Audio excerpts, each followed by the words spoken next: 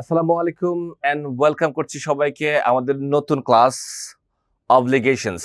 Obligations means বাধ্যবাধকতা। কোনো কিছু করতে আমরা যখন বাধ্য হই তখন কি এক্সপ্রেশন দিব, কোন সেন্টেন্সটা ইউজ করব, কোন ভার্বসগুলো আমরা ইউজ করতে পারি। বিভিন্ন ধরনের ওয়েস আছে, আমরা কিছুটা শেয়ার করছি এখানে বাধ্যবাধকতার। চলুন আমরা শিখে নেই। অব্লিগেশনস, বাধ্যবাধকতা। বাধ্যবাধকতা মানে হলো, এটা জানেন আপনি, যে বাধ্য হয়ে কোনো কাজ করা। নাম্বার ওয়ান, অব্লিগেশনস মানে হলো দায়িত্ব বা বাধ্যবাধকতা বোঝাতে ইংরেজি ভাষায় কয়েকটি বিশেষ ধরনের গঠন এবং শব্দ ব্যবহৃত হয়। প্রধানত মাস্ট, হ্যাভ টু এবং শুড দিয়ে এটি প্রকাশ করা হয় বা প্রকাশ করা যায়। ওকে, মাস্ট, নাম্বার ওয়ান, মাস্ট দিয়ে আমরা দেখি কিছু এক্সাম্পল সহকারে আমরা মাস্টের ব্যবহারটা আমরা জানবো এখন। মাস্ট কঠোর বাধ্যবাধকতা বা কর্তব্য বোঝাতে ব্যবহৃত হয়। যেমন স্ট্রাকচারটা কি থাকবে, সাবজেক্ট প্লাস মাস্ট প্লাস ভার্বের base form plus extension.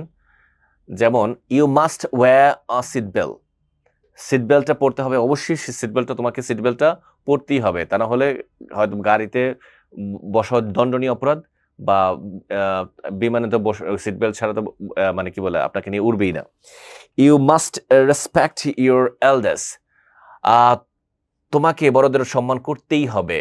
Number three, you must follow the instructions, তোমাকে নির্দেশনাগুলো মেনে চলতে হবে। আপনি বুঝতে পারছেন যে সাবজেক্ট মাস্ট, তারপর হলো একটা ভার্ব বসেছে, ভার্বের বেস ফর্ম, তারপর হলো এক্সটেনশন, ঠিক আছে। Next one, drivers must stop at the red light, drivers must stop at the red light, চালকদেরকে লাল বাতিতে থামতেই হবে। লাল বাতি দেখলেই চালকদের কি করতে হবে, থামতেই হবে। যদি আপনি ড্রাইভ করে থাকেন তাহলে আপনাকেও সেম রুলটা ফলো করতে হবে। You must finish this task today, আপনাকে অবশ্যই এই কাজটি শেষ করতে হবে, তোমাকে অবশ্যই এই কাজটি শেষ করতেই হবে। Everyone must bring their ID card, সবাইকে তাদের আইডি কার্ড অবশ্যই নিয়ে আসতে হবে।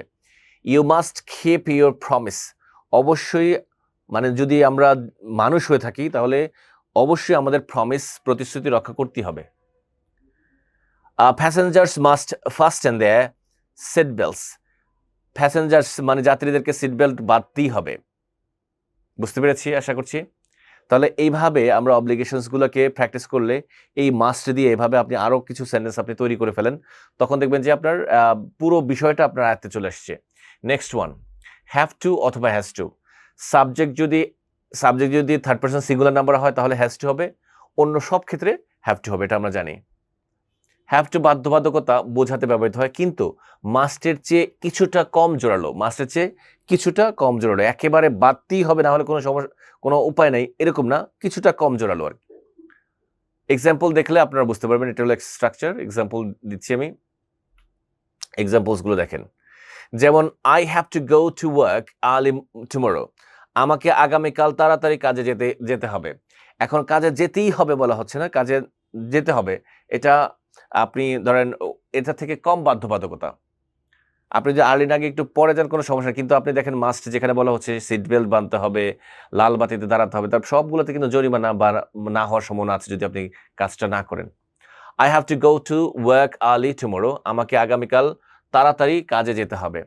She has to finish the project today, তাকে আজ প্রকল্পটি শেষ করতে হবে, তাকে আজ প্রকল্পটি শেষ করতে হবে। We have to follow the rules, we have to follow the rules, আমাদের নিয়মগুলো মেনে চলতে হবে। We have to follow the rules. He has to attend the meeting, তাকে মিটিংয়ে যোগ দিতেই হবে, তাকে মিটিংয়ে যোগ দিতে হবে, দিতেই হবে এরকম না, না দিলে অতটা সমস্যা হবে না, একেবারে সে মিটিংয়ে যোগ না দিলে মিটিং হবে না এমন না, যদি মিটিং হবে না এমনটা হয় তাহলে দিতেই হবে, তখন মাস্ট বসবে। You have to take your medicine on time, তোমাকে সময় মতো ওষুধ খেতে হবে। She has to prepare for the exam, তাকে পরীক্ষার জন্য প্রস্তুতি নিতে হবে। We have to leave early for the train, আমাদেরকে ট্রেন ধরার জন্য তাড়াতাড়ি বের হতে হবে, আমাদেরকে ট্রেন ধরার জন্য তাড়াতাড়ি বের হতে হবে। সো এইভাবে যদি আপনি আপনার ডেইলি লাইফে যা কিছু ঘটছে এগুলোর সাথে মিলিয়ে, এগুলো তো পড়তেই হবে, এগুলোর সাথে মিলিয়ে আরও কিছু নিজে নিজে সেন্টেন্স মেক করুন, নিজে নিজে মেক করুন। ভিডিওটা প্রয়োজনে পজ করুন, পজ করে নিজে নিজে মেক করুন। এগুলো সম্পর্কে আপনি ওয়ার্কশিট আরও বেশি পাবেন। আরো বেশি এক্সাম্পলস পাবেন, কারণ আমাদের টার্গেটই হলো আপনাকে শেখানো, আপনি যেন শিখে ইউজ করতে পারেন। আপনি ইউজ করতে না পারলে ওই শেখার কোনো মানে হবে না। এখন আপনি একবারই একটু কষ্ট করে শিখেন, তারপরে দেখবেন যে আপনার আর কোনো সমস্যা হচ্ছে না ইনশাল্লাহ। Next, should. শুড ব্যবহৃত হয় নৈতিক বা সামাজিক বাধ্যবাধকতা বোঝাতে। এটি পরামর্শ বা কর্তব্য প্রকাশ করতে ব্যবহার হয়। পরামর্শ বা কর্তব্য, যে তোমার এটা করা কর্তব্য বা এটা করা উচিত, পরামর্শ দেওয়ার ক্ষেত্রে শুডটা বেশি ব্যবহৃত হয়ে থাকে। তাহলে স্ট্রাকচারটা দেখতে পাচ্ছেন, সাবজেক্ট প্লাস শুড প্লাস ভার্বের base form plus extension. You should help your friends. You should help your friends, তোমার বন্ধুদেরকে সাহায্য করা উচিত। ঠিক আছে, তার মানে হলো কি, তোমার পরামর্শ দিচ্ছে যে উচিত, তোমার এটা তোমার কর্তব্য বন্ধুকে সাহায্য করা। He should apologize for his mistake, তার উচিত তার ভুলের জন্য ক্ষমা চাওয়া। তার উচিত তার ভুলের জন্য ক্ষমা চাওয়া। We should take care of our health, আমাদের স্বাস্থ্যের যত্ন নেওয়া উচিত। এটা হলো কি, পরামর্শ বা কর্তব্য। উই শুড স্টাডি হার্ড, তার প্রচুর, আচ্ছা, উই শুড স্টাডি হার্ড হলো কি হবে, আমাদের প্রচুর পড়াশোনা করা উচিত। শি শুড স্টাডি হার্ড মানে তার প্রচুর পড়াশোনা করা উচিত। He should go to school, তার স্কুলে যাওয়া উচিত। We should go to school, আমাদের স্কুলে যাওয়া উচিত। They should go to school, তাদের স্কুলে যাওয়া উচিত। বুঝতে পেরেছি? তাহলে দিস আর দ্য থিংস। উচিত দিয়ে বাধ্যবাধকতা বোঝাচ্ছে যে তোমার এটা এটা করা উচিত, এটা করা তোমার কর্তব্য, এই বাধ্যবাধকতা বোঝাচ্ছে এই ধরনের সেন্টেন্স দিয়ে। চলুন পরবর্তীতে যাই। Ought to.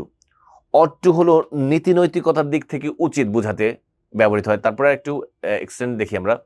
ব্যবহার অট টু এর অর্থ শুড এর কাছাকাছি, উচিত বলতে ব্যবহৃত হয়, কিন্তু এটি আরো বেশি আনুষ্ঠানিক, আরো বেশি পোলাইট, আরো বেশি নীতি নৈতিকতার দিক থেকে বলতে গেলে অট টুটা ব্যবহৃত হয় সাধারণত। যেমন সাবজেক্ট প্লাস অট টু অথবা শুড প্লাস ভার্বের base form. You ought to respect others.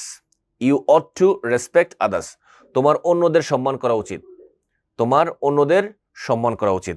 You ought to respect others, নীতি নৈতিকতার দিক থেকে এটা বলা হচ্ছে। You ought to obey the law. They ought to obey the law, তাদের আইন মানা উচিত। You ought to obey the law, তোমার আইন মানা উচিত। You ought to tell the truth, তোমার সত্য কথা বলা উচিত। You ought to tell the truth, তোমার সত্য কথা বলা উচিত। She ought to tell the truth, তার সত্য কথা বলা উচিত। We ought to tell the truth, আমাদের সত্য কথা বলা উচিত। তাহলে এভাবে আমরা সাবজেক্ট চেঞ্জ করব, প্রয়োজনে ভার্ব চেঞ্জ করব, প্রয়োজনে ভার্বের সাথে সাথে অবজেক্ট চেঞ্জ করব। এভাবে আমরা নিজেরা ভাববো যে আমাদের কি করা উচিত নীতি নৈতিকতার দিক থেকে, তখন আমরা এই বিষয়টা ইউজ করব।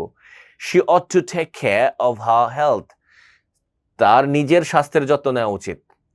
We ought to help the poor, আমাদের গরিবদের সাহায্য করা উচিত। He ought to finish his work on time, তার সময় মতো কাজ শেষ করা উচিত। You ought to listen to your parents, তোমার বাবা মার কথা শোনা উচিত। সো এইভাবে আপনি যখন সেন্টেন্সগুলো ডেইলি মেক করবেন, আপনার এই কথাগুলোই কিন্তু আমরা ডেইলি কনভারসেশনে আমরা বলি বাধ্যবাধকতা বোঝাতে। এগুলো কিন্তু কম না, মোটামুটি এখানে 7টা সেন্টেন্স দেয়া আছে। আপনি আরো 7টা সেন্টেন্স নিজে বানানোর চেষ্টা করুন। এভাবে আপনার কিন্তু সেন্টেন্সের ভোকাবুলারি মানে কি বলে ব্যাংক অনেক কিন্তু স্ট্রং হবে। আপনি এভাবে শিখতে থাকেন, দেখবেন যে আপনি একটা সময় আপনার বাধ্যবাধকতা জনিত কোনো সিচুয়েশন আসলে তখন আপনার ইংরেজিটা বলতে কোনো ধরনের প্রবলেম হবে না। বুঝতে পেরেছেন? Good. So next one is negative obligation. You mustn't বলতে পারি যদি সংক্ষিপ্ত ফর্ম হয়, এখানে সংক্ষিপ্ত ফর্ম নেই, আমরা বলি মাস্ট নট স্মোক হিয়ার, এখানে ধূমপান করা নিষেধ। You don't have to come if you are busy, তুমি ব্যস্ত হলে আসার দরকার নেই। You don't have to come if you are busy, তুমি ব্যস্ত হলে আসার দরকার নেই। You must not shout in the library. You must not shout in the library, লাইব্রেরিতে চিৎকার করা নিষেধ। You must not park here, এখানে গাড়ি পার্ক করা নিষেধ। You don't have to attend the meeting, তোমার মিটিংয়ে যোগ দেওয়ার প্রয়োজন নেই। You don't have to attend the meeting, তোমার মিটিংয়ে যোগ দেওয়ার প্রয়োজন নেই। তোমার অন্য আদার কাজ আছে, সো মিটিংয়ে তুমি না গেলেও হবে, সমস্যা নেই। You must not enter without permission, অনুমতি ছাড়া প্রবেশ করা নিষেধ।